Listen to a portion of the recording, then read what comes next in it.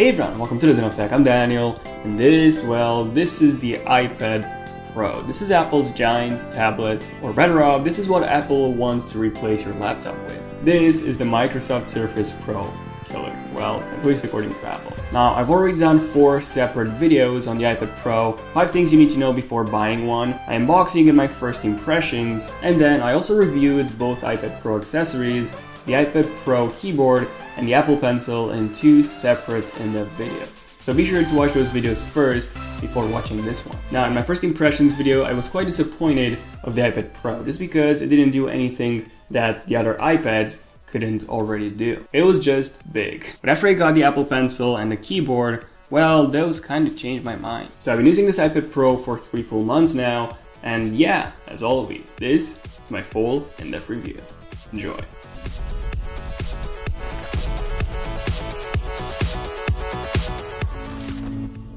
Okay, so starting off with the design, the iPad Pro looks exactly like a regular iPad does. Same exact design, aluminum on the back, chamfered edges. This is still one of the most premium builds you can get on a tablet. And the iPad Pro is no exception. There are only 3 visual differences between this and the other iPads. The first one being the display. It's 12.9 inches versus 9.7 inches that you get with the iPad Air 2 or 7.9 inches that you get with the iPad mini. So yeah, this thing is huge. And it's so huge that it's actually bigger than the 12-inch MacBook, almost the same size as the 13-inch Retina MacBook Pro. And when comparing it to the 15-inch Retina MacBook Pro, well, there's not that much of a difference, to be honest. So long story short, this is a huge device. But it's not just the size that's huge. If you add in the keyboard, it's actually thicker than the 12-inch MacBook. And to be honest, I couldn't even notice the weight difference between the two. So yeah, the iPad Pro is definitely not something you would want to carry around all day. The second visual difference lies on the sides. On both sides, actually. These speaker grills that we get on both the top and the bottom. We get 4 of them because, well, it has 4 speakers now. And these are hands down the best speakers I have ever heard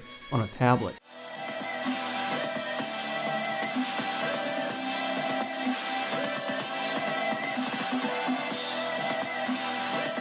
They're really loud, and since they're on both sides, we finally get stereo sound. Oh, and the smart thing about them is that they all produce both high and low frequency sound. But when you're watching a movie or listening to music, the bottom ones always produce the bass. And they automatically rotate depending on the way you're holding this. So speaker-wise, I'm really impressed. And finally, the third design change is this connector, the smart keyboard connector. So just as I mentioned in my smart keyboard review, the keyboard automatically connects to the iPad Pro with this connector, which by the way is magnetic, so you never have to worry about pairing or even charging this keyboard. Now moving on to the performance, this thing is insanely powerful. It's rocking the new A9X processor along with 4GB of RAM. Yeah, 4GB of first in an iOS device. And just to give you an idea of how powerful this tablet is, it's more powerful than a 12-inch MacBook, more powerful than the MacBook Air, and almost as powerful as a 13-inch Retina MacBook Pro. And when I did a 4K video export test, so I shot 1 minute of 4K video with my iPhone 6s, imported that on all of my devices, and in terms of the export times, I was quite surprised. The iPad Pro easily defeated a 12-inch MacBook, the 11-inch Air as well, even a 13-inch Retina MacBook Pro by the way, and it was only just a few seconds slower than my 15-inch Retina MacBook Pro. So the A9X is almost as powerful as a quad-core Haswell i7 2.2 GHz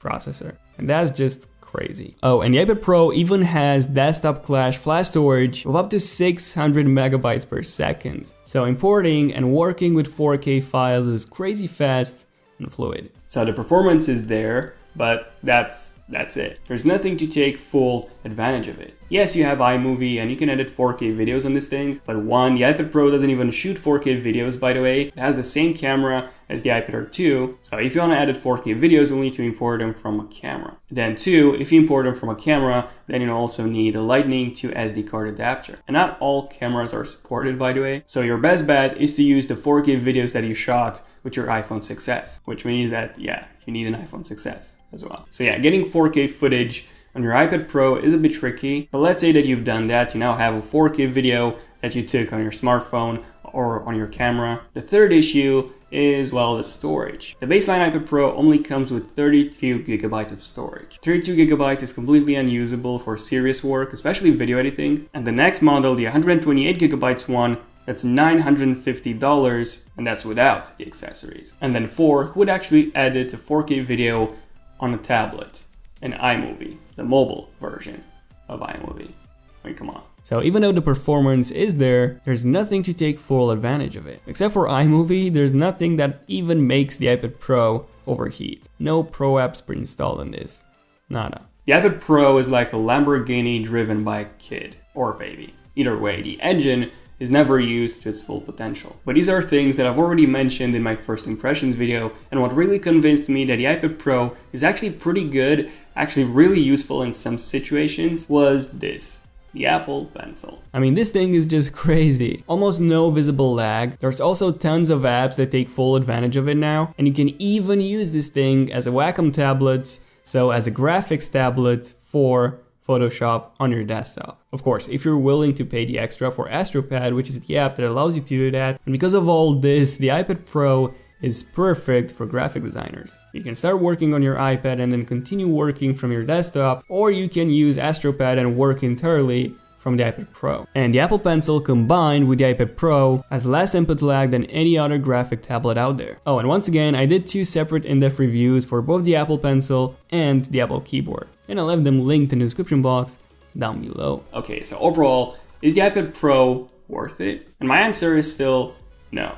Why? Well, first off, it's really expensive for what it can do. If you add in the accessories, you're actually paying just over $1,200 for it. That's much more expensive than both MacBook Air models, even more expensive than a 12-inch MacBook, and just $80 cheaper than a 13-inch Retina MacBook Pro, on which you can actually, do stuff. Yes, you can run 2 apps side by side at the same time, but now with iOS 9, you can also do that on the iPad Air 2 and the iPad Mini 4 as well. So, it's not something exclusive to the iPad Pro. So for example, I would really love to use this as a secondary touchscreen monitor for my iMac, or use it as a graphics tablet for my computer, but unfortunately I cannot do any of these things without buying some third-party apps. So there's no Pro software built into the iPad Pro. Everything you need, well, you'll have to buy it separately. Also, there's no 3D touch on the iPad Pro like we have with the iPhone 6s. So if you need that, you'll have to wait for the next generation iPad Pro. And one more thing that I want to mention is the battery life. You do get about 10 hours of battery life, just like Apple says. However, when you're using the Apple Pencil, the battery life drains like crazy. One day I had 10% battery life and I used the Apple Pencil to scribble down some notes quickly, and in less than 10 minutes my iPad was completely dead. Well, asleep, not dead. It wasn't broken. So in the end, is this the laptop replacement, the Surface Pro killer that Apple wanted it to be? No. Apple tried making this the ultimate ultrabook killer, but in the end this sucks as a tablet because it's too huge to be carried around all day. Unless you want to use it as a Netflix device, but then again it doesn't have any built-in stand, so you'll be holding it like this all day. That's unless you decide to buy the 140 pound Smart Keyboard, which only has one angle, by the way. So it sucks as a tablet, and it also sucks as a laptop, just because its performance is heavily limited by both the operating system and the available apps. If you really need a 2-in-1, your best option is still Microsoft Surface. It runs a desktop operating system, so you can take full advantage of all apps that you need, and yeah, it's actually cheaper. But on the other hand, if you're a graphic designer and you can afford a 128GB iPad Pro plus an Apple Pencil, which would be just over $1,000 or 880 pounds, I mean, in that case, there's literally no better option than an iPad Pro. This is the heaven for graphic designers. So if creating art and graphics is something you do on a daily basis, then this is going to make your life much easier. But for the rest of us, you're better off with a smaller tablet or a laptop. And there you go, this was my full in-depth review of the iPad Pro. Once again, if you haven't seen the other 4 videos, especially the accessory reviews, the Apple Pencil review, and the Apple Keyboard review, feel free to watch those videos now because they complete this review. So yeah, feel free to give this video a huge like if you have enjoyed it. Videos like this take a really long time to make, so every like is really appreciated. Oh, and fun fact, for every minute of video you're watching, there's about 30 minutes you haven't seen. Should I do a behind the scenes video one day, or a setup tour, or both?